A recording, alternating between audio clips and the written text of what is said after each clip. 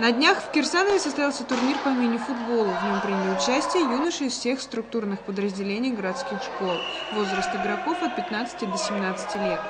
Футбол в рамках 5-й зимней спартакиады, мини-футбол.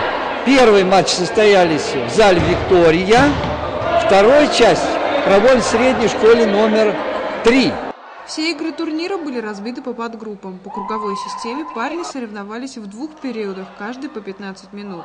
Мини-футбол – игра скоростная, и поэтому требует хорошей физической подготовки. Умение владеть мячом и в таком узеньком пространстве, и забивать, конечно, голы. В чем и заключается основная часть игры футбола. По результатам соревнований места распределились следующим образом. Первой заняла команда структурного подразделения номер 1 третьей школы. На втором оказались юноши из основной третьей школы, а третьими стали парни из школы номер 1 и ее второго структурного подразделения. Победители приняли участие в областном турнире по мини-футболу, который в течение 2 дней проходил в Котовске. Вера Щербинина, Андрей Волынкин, телерадиокомпания «Кирсанов».